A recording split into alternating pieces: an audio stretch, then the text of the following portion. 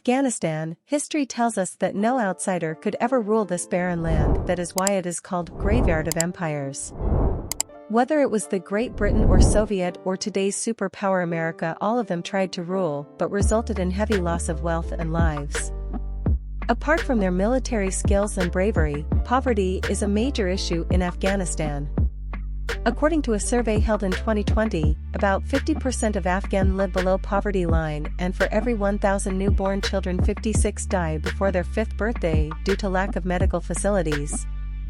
The U.S. retreat from Afghanistan leaves the country with 90% of its population living well below the poverty line, at less than $2 a day, while political instability, the opium trade, and tribal violence threaten the Taliban's future plans. Afghanistan was once known for its opium trade, and past it held more than 90% world's opium production. Taliban halted it as it was forbidden in Islamic Sharia. In reward, God blessed them with other precious resources. New discoveries changed the scenario completely. The fact that Afghanistan is rich in minerals is not necessarily new information. The Soviets identified mineral deposits in Afghanistan during their 10-year-long occupation. What is new is the volume and precision of mineral-related information. After the withdrawal of the United States from Afghanistan, China has found a massive opportunity to monopolize the nation's rich rare earth elements, RE, through its new deal with the Taliban. Afghanistan is rich in resources like copper, gold, oil, natural gas, uranium, bauxite, coal, iron ore, rare earths, lithium, chromium, lead, zinc, gemstones, talc, sulfur, travertine, gypsum and marble. A 2019 report by Afghanistan's Ministry of Mines and Petroleum put the country's copper resource at almost 30 million tons. An Afghan mining sector roadmap published by the ministry in the same year said there were another 28.5 million tons of copper in undiscovered porphyry deposits. That would bring the total close to 60 million tons, worth hundreds of billions of dollars at current prices as demand for the metal grows. Gold resources were much more modest at an estimated 2,700 kilograms, worth almost $170 million, while the Afghan ministry also said base metals aluminium, tin, lead and zinc were located in multiple areas of the country.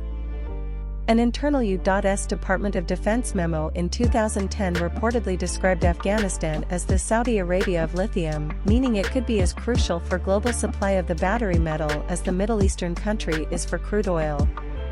The comparison was made at a time lithium was already widely used in batteries for electronics devices, but before it had become apparent how much lithium would be needed for electric vehicle batteries and the world's low-carbon transition.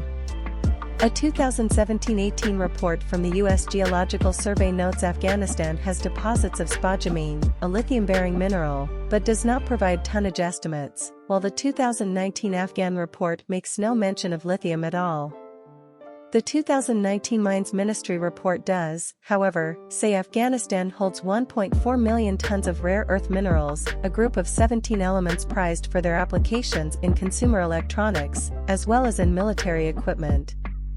With hydrocarbon-rich Iran and Turkmenistan to its west, Afghanistan harbors around 1.6 billion barrels of crude oil, 16 trillion cubic feet of natural gas, and another 500 million barrels of natural gas liquids.